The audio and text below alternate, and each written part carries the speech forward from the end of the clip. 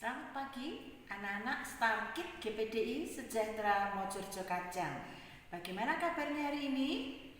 Luar biasa, puji Tuhan.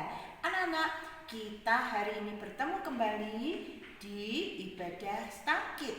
Sebelum Tante Ruli bercerita, mari kita akan berdoa bersama-sama. Mari kita berdoa. Tuhan Yesus, kami mau mendengar firman Tuhan. Tolong kami supaya kami boleh mendengar dan beri kami kekuatan menjadi pelaku-pelaku firman-Mu. Dalam nama Tuhan Yesus kami sudah berdoa. Amin. Puji Tuhan.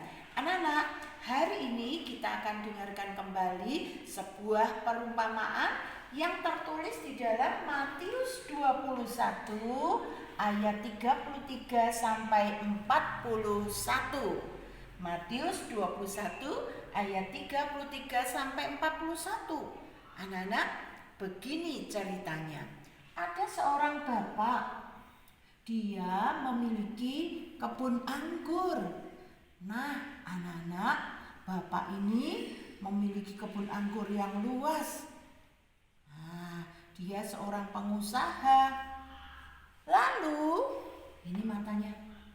Anak-anak, dia membangun sebuah menara jaga. Nah, ini menara jaga. Dia membuat di sekelilingnya ada lubang untuk memeras anggur. Jadi kalau nanti anggur-anggurnya sudah berbuah, anggur-anggurnya diperas di lubang ini. Dan supaya aman, diberi pagar di sekeliling dari kebun anggur itu. Ya, ini pagarnya. Sudah jadi pagarnya. Kemudian dia menyewakan kebun anggur ini kepada orang-orang. Anak-anak, setelah musim menuai, musim panen akan datang, dia mengirim hamba-hambanya, pembantu-pembantunya. Dikirimlah orang-orang, hamba-hambanya. Anak-anak, apa yang terjadi? Hamba-hambanya yang dikirim itu dipukul, lalu dibunuh, anak-anak. Wah, jahat sekali para penggarap kebun anggur ini ya. Lalu bapak yang mempunyai kebun anggur tidak putus asa. Dia kirim lagi lebih banyak hambanya. Lebih banyak hambanya. Lalu anak-anak, para orang-orang yang menyewa kebun anggur memperlakukan dengan sama, dipukul juga. Lalu juga ada beberapa yang dibunuh. Wah, pemilik kebun sedih, anak-anak. Apa yang harus aku lakukan kepada para penyewa kebun anggurku? Oh ya, aku punya seorang anak. Dia adalah ahli warisku. Pasti kalau anak ini aku minta untuk datang mengambil hasil panenan, meminta hasil bagianku, pasti orang-orang itu akan taat, pasti akan memberi. Jadi yang ketiga, anaknya. Anaknya berarti ahli waris. Anak-anak dikirim untuk mengambil panenan. Apa yang dilakukan oleh orang-orang yang jahat itu? Dia dikeluarkan, anak-anak, dilemparkan keluar dari kebun anggur. Lalu di luar kebun anggur dia dibunuh. Wah, bapak ini marah sekali, anak-anak.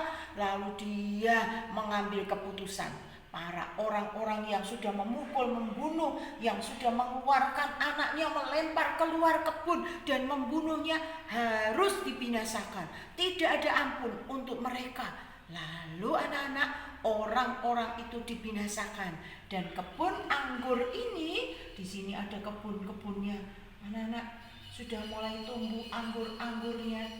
Kebun-kebun anggur itu disewakan kepada orang lain yang baik, yang mau mentaati peraturan dan mau untuk berbagi hasil dengan dia. Anak-anak, apa arti perumpamaan ini? Mari kita belajar bersama-sama. Anak-anak, Bapak ini adalah gambaran Bapak kita di surga. Dia mengirimkan anaknya Yesus untuk memberikan pengampunan dosa, keselamatan buat kita.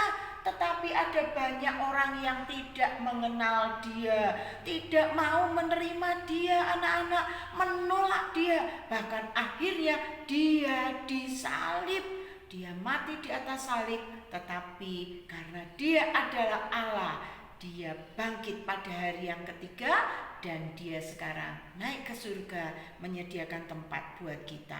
Ada rahasia besar, anak-anak. Kalau kita menjadi orang yang mau menerima anak, yang mau menerima Yesus, apa yang kita dapatkan, anak-anak? Satu, kita akan mendapatkan pengampunan dosa. Dosa kita yang lama, dosa kita yang kita lakukan hari ini, atau mungkin besok-besok kita berbuat dosa. Setiap kali kita berbuat dosa, kita mengaku, minta ampun, kita dapatkan pengampunan dosa. Yang kedua, kita dapatkan keselamatan. Kita, anak-anak yang percaya kepada Tuhan, pasti akan selamat, anak-anak. Dan kemudian nomor 3, kita mendapat janji pemeliharaan Tuhan selama kita masih ada di dalam dunia ini. Tuhan akan mencukupkan kebutuhan, Tuhan akan melindungi, Tuhan akan memberi kita kesehatan, Tuhan akan menolong kita. Semua janji-janji selama kita hidup di dunia ini Tuhan beri. Yang keempat, kita juga akan dapatkan hidup kekal di surga nanti. Kalau kita sudah bertemu dengan Tuhan, kita dapatkan hidup yang kekal di surga. Yang kelima, kita akan mendapatkan Roh Kudus yang akan memimpin hidup kita.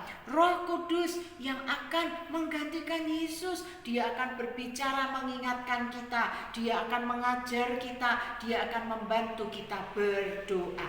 Jadi berkatnya komplit, anak-anak, kalau kita mau menerima Tuhan Yesus sebagai Tuhan dan Juru Selamat kita.